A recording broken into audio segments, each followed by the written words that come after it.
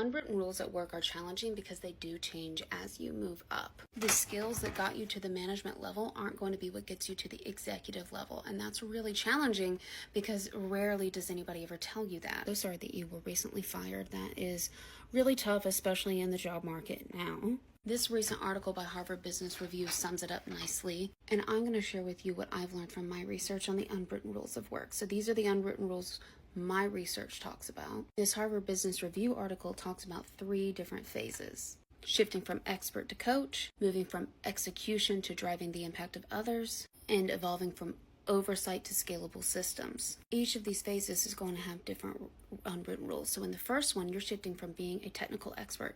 That doesn't necessarily mean you'll be a great executive. And I've talked on here many times about how vice versa is also true.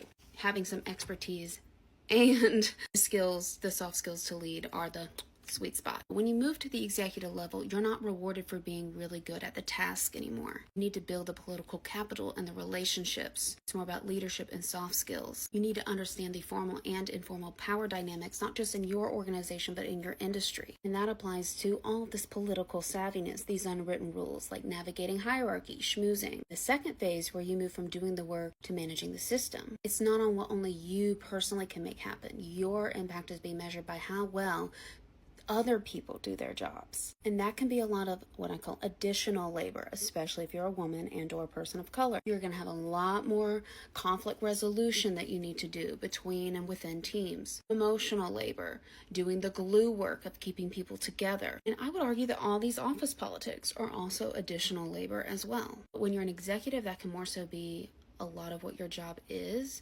I feel like when you're a manager or director, it feels like additional labor because you're doing all of this on top of your technical task, which is part of why managers are so overwhelmed. A book by McKinsey Consultants called Managing the Middle talked about how people at that level, 75% of their job is still doing the technical skills. So that's why it feels like additional labor. And in the third phase, you're shifting from being right to being influential. Now, ideally, you could be both. You can be right, but if you cannot influence anybody to follow through or to execute the plan, then you're not going to be a great executive. And that is really hard. I mean, I feel that too, like as a neurodivergent, and just somebody raised like super Catholic, right? The Catholic guilt of like, we have to do things right instead of like, what can I do to get the ball moving? Where can I meet people where they are at? That requires like knowing when to give into the unwritten rule of compliance. Also managing your appearance so that people want to work with you, even with all the bias that's loaded with that, your appearance and your image. And being assertive but not too aggressive, which is extra tricky if you're a woman or a person of color, and especially if you are both. And through all of this, you need to also be creating psychological safety, which is the opposite of compliance, for your team, so that people who are on the ground and doing the task work can come to you and let you know about issues before they are too big to drive back. And that's something a lot of executives, especially now, aren't so great at because there's such a macho, what are they calling it now? Hardcore culture. And that doesn't go well, especially in industries like where it's life and death, like aviation and healthcare. I talk about that in my upcoming book.